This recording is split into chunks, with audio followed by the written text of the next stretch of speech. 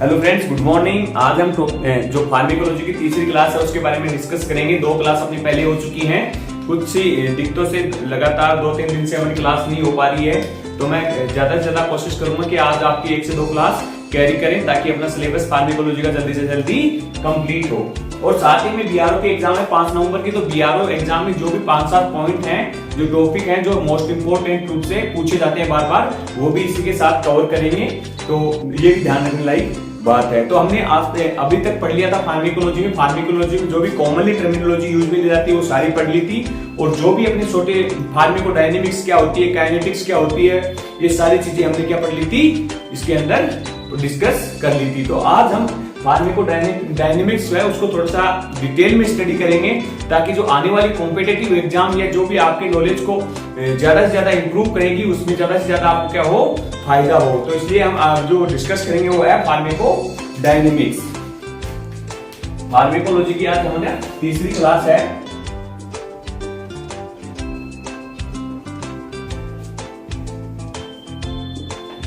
और आज जो हम डिस्कस करेंगे वो है अपना फार्मेकोडायनेमिक्स।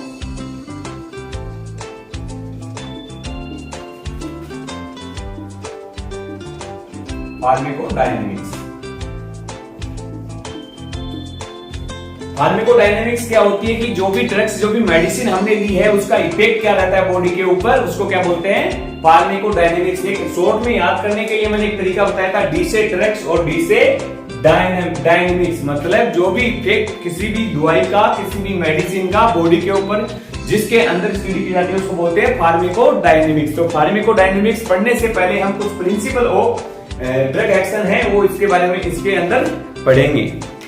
तो मोस्टली 6 जो प्रिंसिपल हैं ड्रग एक्शन के वो फार्मेकोडायनेमिक्स में हम स्टडी करेंगे। तो इसके अंदर क्या पहला क्या होगा,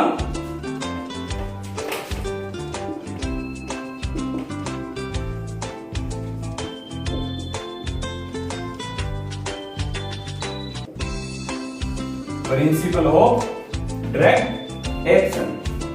तो प्रिंसिपल ऑफ ड्रग एक्शन में पहला आएगा स्टिमुलेशन। स्टिमुलेशन में क्या होता है कि जो भी कंटेंट हम देते हैं वो एक पर्टिकुलर जाके पर्टिकुलर सेल पे वर्क करता है और उसी चीज को स्टिमुलेट कर देता है। जैसे किसी पेशेंट की हार्ट रेट थी 50 और मैंने एक ऐसी मेडिसिन दी जो जाके पर्टिकुलर जगह जाके उसने एक्ट किया और पेशेंट की हार्ट रेट क्या करने लगी, बढ़ने लगी।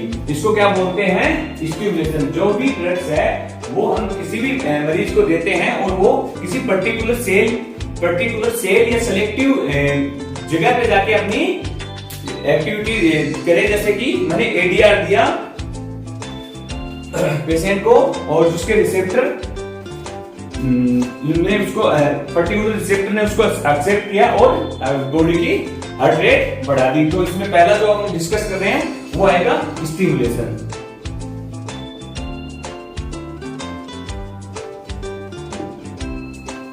मतलब स्टिमुलेशन क्या होता है, पर्टिकुलर जो भी हम पर्टिकुलर सेल के ऊपर जो वर्क करे, जाके कोई भी मेडिसिन में देता हूं जो सिलेक्टिव एनहांसमेंट हो, सिलेक्टिव सेल पे जाके काम करे और स्टिमुलेट करे उस चीज को। जैसे किसी पेशेंट की हार्ट रेट थी कम, मैंने मेडिसिन दी और हार्ट रेट बढ़ने लगी, तो इसको क्या बोलते हैं, स्टिमुलेशन। तो इसे ड्रग एक्शन का जो पहला टाइप है उस जो वो पार्ट है वो क्या हो जाएगा, स्टिमुलेशन। और स्टिमुलेशन का दूसरा जो है वो है डिप्रेशन। जो दूसरा हम इसके बारे में डिस्कस करेंगे वो है डिप्रेशन। ये भी बहुत एक छोटी सी चीज है, इसको भी समझना बहुत अच्छी बात है। बहुत ही मैं 2 शब्दों में आपको बता देता हूं फटाफट। डिप्रेशन क्या होता है, जैसे किसी मरीज की हार्ट रेट थी ज्यादा, मैंने दी मेडिसिन और वो जाके पर्टिकुलर सेल पे काम किया और उस चीज को डिप्रेस किया, उस चीज को कम किया, हार्ट रेट को कम किया, तो ये किसमें आ जाएगा, डिप्रेशन में। तो डिप्रेशन के बाद में हम तीसरा जो इसका टॉपिक है वो पढ़ेंगे इरिटेशन से पहले मैं बता दूं, जो अपनी एंटासिड ड्रग है रेंटिडीन को हम देंगे किसी भी मरीज को, तो H2 ब्लॉकर को क्या कर देती है, वो ब्लॉक और गैस्ट्रिक सिक्रेशन को कम कर देती है। ये एग्जांपल है किसका, डिप्रेशन का। डिप्रेशन में क्या होता है, जो एंटासिड का मतलब anti acid, antacid drug ranitidine किसी भी मरीज को देता हूं तो अपने H2 ब्लॉकर को क्या कर देती है, वो ब्लॉक कर देती है। ब्लॉक करने से क्या होता है, गैस्ट्रिक लेवल का जो भी अपना एसिड है वो क्या हो जाता है, कम। तो ये किसका एग्जांपल हो गया, डिप्रेशन का।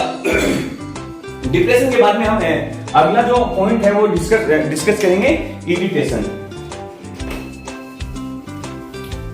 जो तीसरा जो है इसके अंदर ड्रग एक्शन के अंदर, वो क्या हो गया, इरिटेशन। पहला स्टिमुलेशन हो गया है, दूसरा अपना डिप्रेशन हो गया है, तीसरा हो गया है इरिटेशन।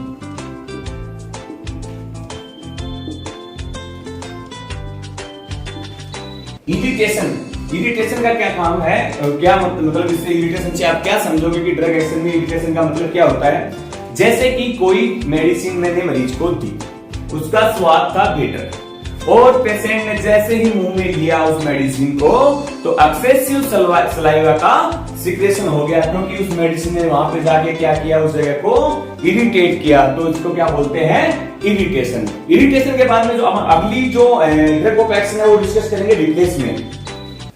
रिप्लेसमेंट को भी छोटे से शब्दों में मैं बता दूं, रिप्लेसमेंट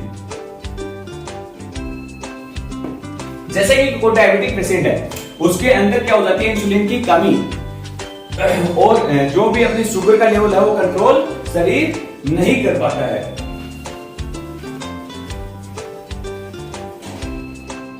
शरीर कंट्रोल नहीं कर पाता है, तो उसमें क्या करते हैं, हम इंसुलिन ऊपर से देते हैं, उस जगह को रिप्लेस करते हैं। तो ये किसमें आ जाएगा, रिप्लेसमेंट में। साइकोटॉक्सिक एक्शन, पांचवा है अपना साइकोटॉक्सिक एक्शन।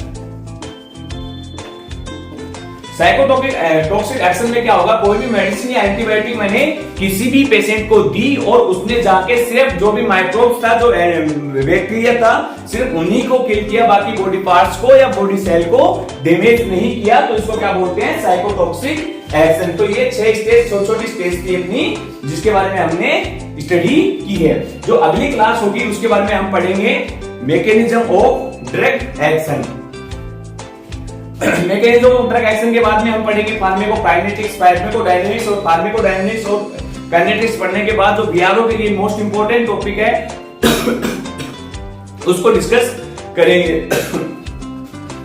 तो आज की क्लास के लिए मैंने बहुत छोटे में बनाने की कोशिश की है, और बहुत ही छोटे छोटे टॉपिक कई बार एग्जाम में ऑनलाइन क्वेश्चन के रूप में पूछा जाता है, मैंने वो आप ढंग से तैयार करेंगे। और इस क्लास में कुछ भी आपको कुछ भी गलती, कुछ भी खाने लगे तो मेरे कमेंट बॉक्स में जाके कमेंट, लाइक, शेयर, सब्सक्राइब जरूर करें, ताकि मैं अगली क्लास को बहुत ही ऊर्जा के साथ आपके सामने पेशकश करूं। और लगातार आपकी स्टडी जारी रहेगी, मैं आशा करता हूं, और आप स्टडी करते ही रहना, क्योंकि आने वाली कॉम्पिटिटिव एग्जाम में आपको सफल बनना है। और सफल इंसान की पहचान होती है कि वो लगातार क्या करता रहता है, प्रयास, और प्रयास करने वाला एक दिन अपनी सफलता की ऊंचाइयों पे पहुंच जाता है। क्योंकि सफलता एक वो गहना है जिसकी सब इज्जत करते हैं। सफलता के बाद आपको अलग से कुछ करने की जरूरत नहीं रहती। लोग जो आपको आज इग्नोर करते हैं, कल वो आपके पास आके बैठने लगेंगे, आपसे मतलब बातें करने लगेंगे, और अपना जरूरी काम कराने के लिए आपके आसपास घूमने लगेंगे। जो आज आपको बिल्कुल कुछ नहीं समझते, बोलते हैं कि क्या ही पढ़ता है, कुछ इतना पढ़ता ही नहीं है, नहीं तो सिलेक्शन हो ही जाता, घूमता फिरता है इधर उधर। क्योंकि जो आप तैयारी कर रहे हो ना, वो आप ही जानते हो कि आपकी मेहनत कैसी है, और आपकी मेहनत एक दिन जरूर रंग लाएगी। मैं भगवान से भगवान से दुआ करता हूं, आशा करता हूं कि आप आने वाले कॉम्पिटिटिव एग्जाम में अच्छी रैंक के साथ सिलेक्शन लोगे। धन्यवाद। अगली क्लास में हम पढ़ेंगे क्या, मैकेनिज्म ऑफ ड्रग एक्शन।